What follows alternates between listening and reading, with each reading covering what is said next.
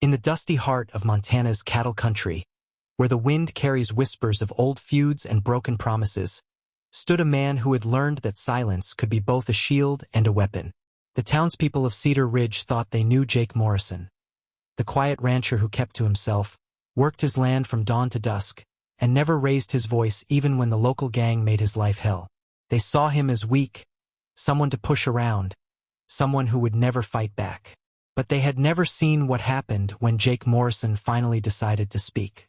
The Morrison Ranch stretched across 300 acres of prime grazing land just outside Cedar Ridge, a small town where everybody knew everybody's business, or so they thought. For 2 years, the Blackwood gang had been making life miserable for Jake. Led by Tommy Blackwood, a mean-spirited bully with too much money and not enough sense, the gang consisted of 5 local troublemakers who thought intimidation was a sport. They would ride through Jake's property, scatter his cattle, knock down his fences, and laugh as they watched him silently repair the damage day after day. The whole town watched, and most turned a blind eye. After all, Tommy's father owned the bank, the general store, and half the buildings on Main Street. Jake never complained to the sheriff. He never fought back. He just fixed what was broken and went about his business. The gang grew bolder, thinking they had found the perfect victim. They would taunt him in town, calling him names, pushing him around when he came in for supplies.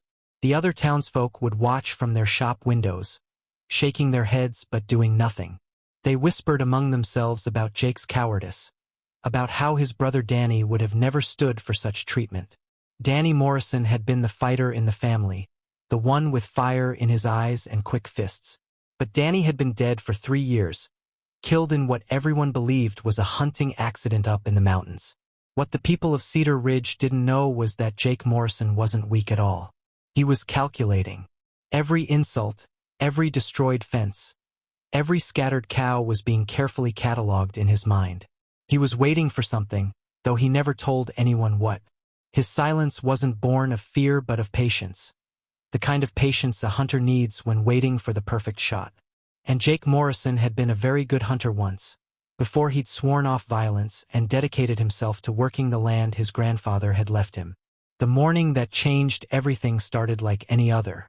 Jake was mending a fence that the Blackwood gang had destroyed the night before when he saw riders approaching. 5 of them, as usual, with Tommy Blackwood leading the charge on his expensive black stallion. They came thundering across the pasture, whooping and hollering, scattering Jake's cattle in all directions. Jake stood up slowly, setting down his wire cutters, and watched them approach with that same calm expression he always wore. Tommy pulled his horse up short, kicking dirt onto Jake's boots. The others formed a semicircle around him, grinning like wolves who had cornered a rabbit. They had done this dance so many times before that it had become routine. Tommy would say something cruel, the others would laugh, and Jake would stand there silently until they got bored and rode away. But today, Tommy seemed to be in a particularly nasty mood. Maybe it was the whiskey on his breath at 10 in the morning, or maybe he was just tired of Jake's passive resistance. Well, if it isn't our favorite coward," Tommy sneered, dismounting from his horse. "Still playing with your little fence, Jake? You know we're just gonna knock it down again tonight, right?" The gang laughed, but there was something different in Jake's eyes today, something that made the laughter die a little quicker than usual. He was looking at Tommy with an intensity that none of them had ever seen before, like he was studying every detail of the man's face. "You know what I was thinking about this morning, boys?" Tommy continued, emboldened by what he mistook for Jake's continued submission. "I was thinking about poor Danny Morrison. Remember him? Jake's tough guy brother who got himself shot up in Granite Pass 3 years ago." The color drained from Jake's face, but he remained perfectly still. "Such a shame, really. They say it was a hunting accident, but you know how dangerous those mountains can be. Lots of accidents happen up there." The words hung in the air like a loaded gun. The other gang members shifted uncomfortably in their saddles, sensing that Tommy had crossed a line they didn't even know existed. Jake's hands slowly curled into fists at his sides, but his voice, when he finally spoke, was deadly calm. "What did you say about my brother?" Tommy smiled, thinking he had finally gotten under Jake's skin. He took a step closer, close enough that Jake could smell the whiskey and tobacco on his breath. I said accidents happen, Jake, especially to people who don't know when to mind their own business. Danny was always sticking his nose where it didn't belong, asking too many questions about things that weren't his concern. The silence that followed was so complete that even the wind seemed to hold its breath. Jake stood perfectly still for what felt like an eternity, and then he did something that shocked everyone present. He smiled. It wasn't a pleasant smile, and it didn't reach his eyes. It was the smile of a man who had just received confirmation of something he had suspected for a very long time. "You killed him," Jake said, and it wasn't a question. "You killed Danny." Tommy's swagger faltered for just a moment before he forced out a laugh. "You're crazy, Morrison. Your brother died in a hunting accident. Everyone knows that." But Jake was already moving, not toward Tommy but toward his horse. The gang watched in confusion as he pulled something from his saddlebags. When he turned back around, he was holding an old leather journal, its pages yellowed with age. "Danny kept a diary," Jake said conversationally, as if they were discussing the weather. "Did you know that, Tommy? He wrote in it every day. Every single day for the last 6 months of his life." The color began to drain from Tommy's face, but he tried to maintain his bravado. "So what? What's some old diary got to do with anything?" Jake opened the journal to a page marked with a red ribbon. "July 15th, 3 years ago, the day before he died," Danny wrote. "Saw Tommy Blackwood and his boys moving cattle through Granite Pass again last night. 3rd time this month. They're definitely rustling from the Henderson spread. Going to ride up there tomorrow and get proof. If something happens to me, Jake, you'll know where to look." The implications of Jake's words hit the gang like a physical blow. They had been rustling cattle, moving stolen livestock through the mountain passes to sell in neighboring counties. Danny Morrison had discovered their operation, and now they all realized that his death had been no accident. Tommy's face had gone completely white, but his hand was moving slowly toward the gun on his hip. "You can't prove anything," Tommy said, but his voice lacked conviction. "That diary could say anything. You could have written it yourself." Jake closed the journal and looked at each member of the gang in turn. When he spoke again, his voice carried an authority none of them had ever heard from him before. "I've been watching you for 3 years, Tommy. 3 years of letting you think you were breaking me down, when really I was just waiting for the right moment. You see, I knew Danny didn't die in any hunting accident. Danny was the best tracker in 3 counties. He could spot a deer at 500 yards and put a bullet exactly where he wanted it. There's no way he accidentally shot himself." The gang members were looking nervous now, glancing at each other and then at the tree line around Jake's property. For the first time, they realized how isolated they were out here, how far from town, how far from help. Jake seemed to read their thoughts because his smile widened slightly. "I've been investigating Danny's death all this time," he continued. "Following your movements, documenting your activities, building a case. Did you think I was just sitting here feeling sorry for myself? I found where you've been moving the stolen cattle. I found the buyers you've been selling to. I even found the place up in Granite Pass where you ambushed my brother." Tommy's hand finally reached his gun, but Jake was faster than anyone had expected. In one fluid motion, he had his own weapon drawn and pointed directly at Tommy's chest. The other gang members went for their guns, but Jake's voice stopped them cold. "I wouldn't," he said calmly. "You're surrounded." As if on cue, figures emerged from behind trees, rocks, and farm buildings all around them. Jake hadn't been working alone. Sheriff Davies stepped out from behind the barn, his badge glinting in the sunlight. 3 federal marshals emerged from the tree-line, their rifles trained on the gang. The whole thing had been carefully orchestrated, a trap 3 years in the making. "Tommy Blackwood," Sheriff Davies called out, "you and your boys are under arrest for cattle rustling and the murder of Daniel Morrison." The next few minutes were a blur of activity. The gang members were disarmed and handcuffed, their protests and denials falling on deaf ears. Jake had provided the authorities with enough evidence to put them away for a very long time. The journal, it turned out, was just the beginning. He had photographs of their rustling operations, testimonies from witnesses, even bank records showing their ill-gotten profits. As Tommy was being loaded into the sheriff's wagon, he looked back at Jake with pure hatred in his eyes. "You think you're so smart, Morrison, but you don't know everything. There's someone else involved in this, someone bigger than all of us. When they find out what you've done here today, let them come," Jake replied quietly. "I'll be ready." The townspeople of Cedar Ridge gathered on Main Street as the sheriff's wagon rolled through town with its cargo of prisoners. They stared in amazement at Jake Morrison, the quiet rancher they had written off as a coward. Word spread quickly about what had really happened, about the 3-year investigation, about the journal, about the federal marshals. By evening, Jake was something of a local hero, though he seemed uncomfortable with the attention. But the story wasn't over. Tommy's final words had planted a seed of unease in Jake's mind. That night, as he sat on his porch reading through Danny's journal one more time, he found an entry he had somehow missed before. It was written in different ink, in handwriting that wasn't quite Danny's usual style, as if it had been written in haste or under stress. "Someone's been asking questions about our family," the entry read. "About grandfather's land, about why we really came to Cedar Ridge. Jake doesn't know the truth about our past, about what grandfather did during the war, about what's buried on our property. If they find out, if they connect the dots, we're both dead men." Jake set the journal down with trembling hands. His grandfather had died when Jake was just 12 years old, and had never talked much about his past. All Jake knew was that his grandfather had fought in the war and had come west afterward to start a new life. But what had he done during the war? What was buried on the property? And who else knew about it? The next morning brought answers Jake hadn't been looking for. A well-dressed stranger arrived in town, asking questions about the Morrison family. He claimed to be a historian researching families who had settled in Montana after the Civil War, but there was something about him that set Jake's nerves on edge. The man was too interested in specific details about Jake's grandfather, too insistent about getting permission to search the Morrison property. Jake learned about the stranger from Maria Santos, who ran the town's boarding house. The man had paid for a week in advance and had been asking everyone in town about the Morrison family history.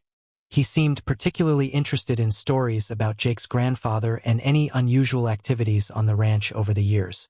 That evening, Jake decided to do some investigating of his own. He waited until after dark and then made his way to the boarding house.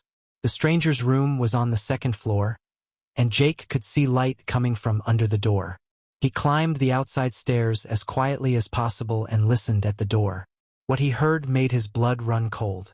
The stranger was talking to someone, apparently on a telephone. Jake could only catch fragments of the conversation, but what he heard was enough. "Yes, sir, I've confirmed it. Daniel Morrison was getting close to the truth before he was killed.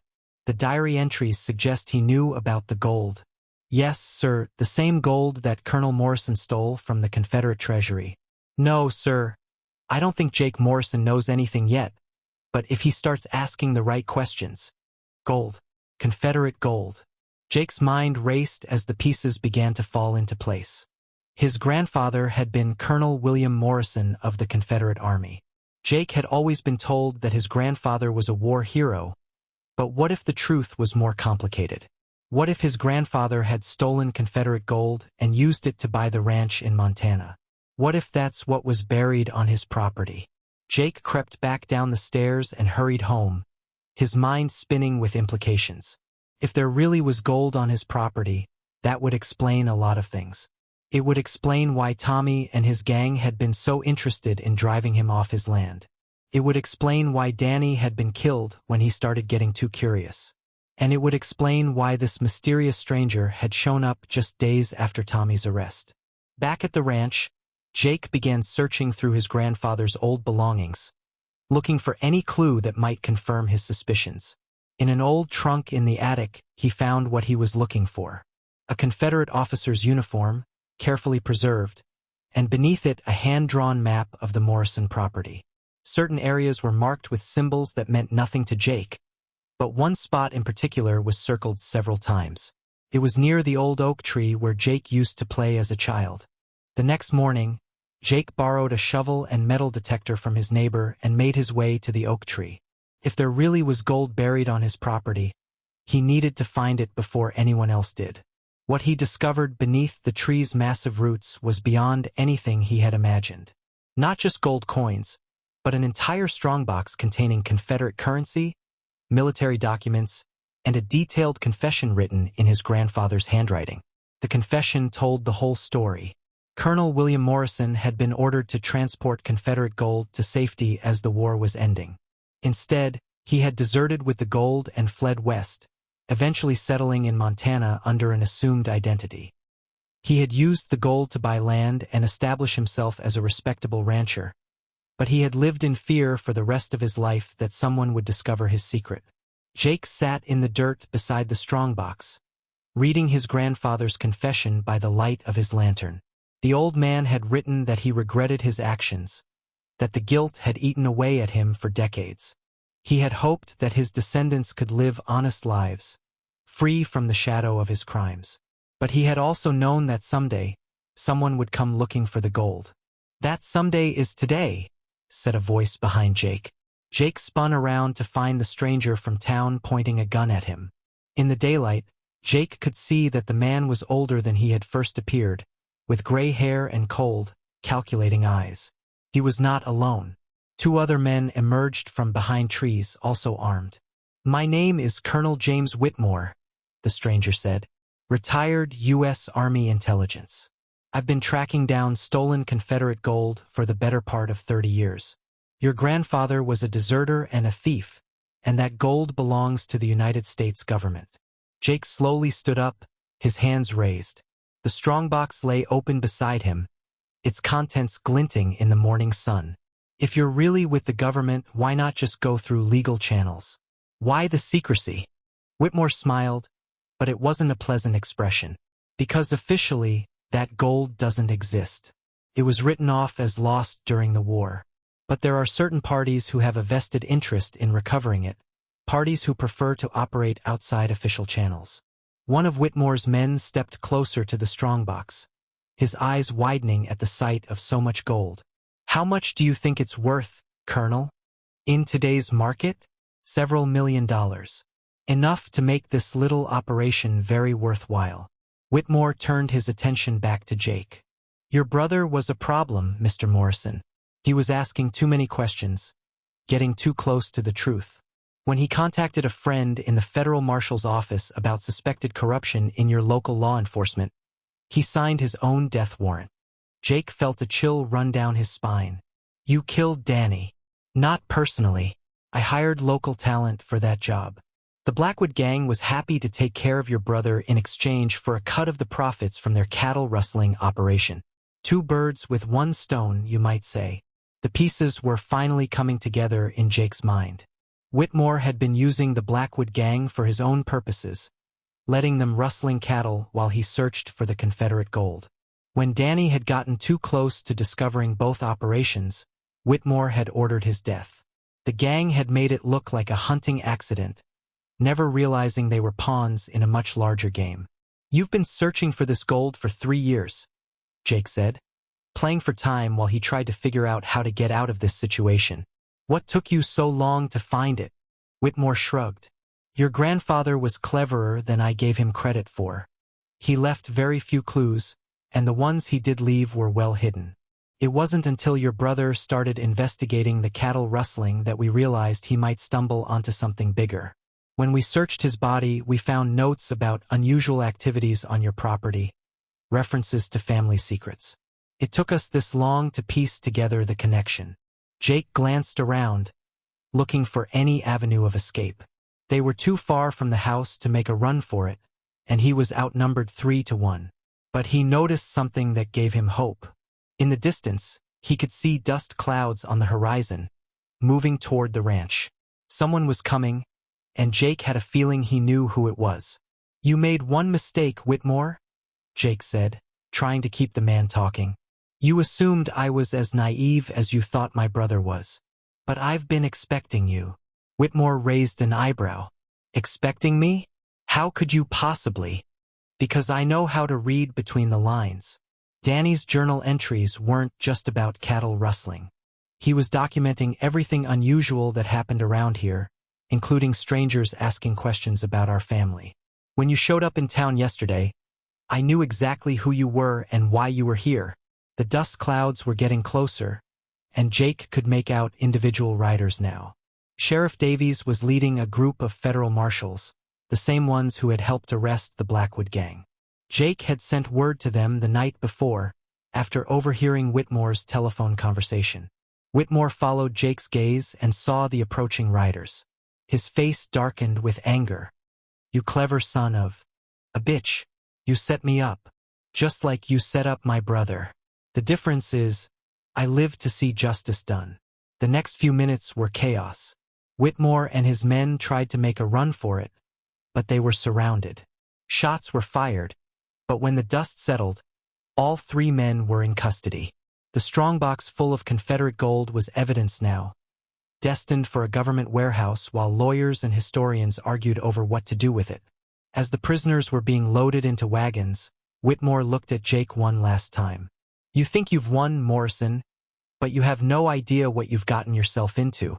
That gold belongs to people with very long memories and very deep pockets. This isn't over." Jake met his gaze steadily. "Let them come. I've been underestimated before." In the weeks that followed, Jake Morrison became something of a celebrity. Newspapers from as far away as Chicago and San Francisco sent reporters to write about the quiet rancher who had solved his brother's murder and uncovered a Civil War conspiracy. The story had everything readers loved: mystery, family secrets, hidden treasure, and justice finally served. But Jake remained cautious. Whitmore's final words had been a warning, and Jake took them seriously. He used some of the reward money from the government to hire security for the ranch and to install modern communication equipment. If anyone else came looking for trouble, he would be ready. The town of Cedar Ridge was forever changed by the events. The Blackwood family lost their influence when Tommy and his father were arrested for conspiracy and corruption. Sheriff Davies was re-elected by the widest margin in the town's history, and Jake Morrison, once dismissed as a weak-willed coward, was now seen as a local hero. But perhaps the most important change was in Jake himself. For 3 years, he had carried the weight of his brother's death and the burden of his family's secrets. Now, with the truth finally revealed and justice served, he could begin to heal. He started attending church again, began socializing with his neighbors, and even started courting Sarah Mitchell, the schoolteacher who had always believed there was more to Jake Morrison than met the eye. On quiet evenings, Jake would sit on his porch and read through Danny's journal, remembering his brother and the bond they had shared. The last entry, written the night before Danny died, was a letter to Jake that Danny had never had the chance to deliver. "Dear Jake," it read, "if you're reading this, then something has happened to me, and you've finally found this journal. I want you to know that I'm proud of you, little brother. I know people think you're too quiet, too passive, but I see the strength in you that they miss. You have the patience to wait for the right moment and the courage to act when the time comes. Whatever challenges you face, I know you'll find a way to overcome them. Take care of the ranch, take care of yourself, and don't let anyone tell you that quiet strength isn't real strength. I love you, brother. Danny." Jake closed the journal and looked out over his land, the land that had cost his family so much but had also made them who they were. The Confederate gold was gone now, turned over to the authorities, but the ranch remained. It was his legacy, his responsibility, and his home. And for the first time in years, Jake Morrison felt truly at peace. The mystery was solved, the villains were brought to justice, and the quiet rancher had proven that sometimes the most dangerous person in the room is the one who says nothing at all. In the end, Jake Morrison had learned that silence could indeed be a weapon, but speaking the truth at the right moment could be the most powerful weapon of all.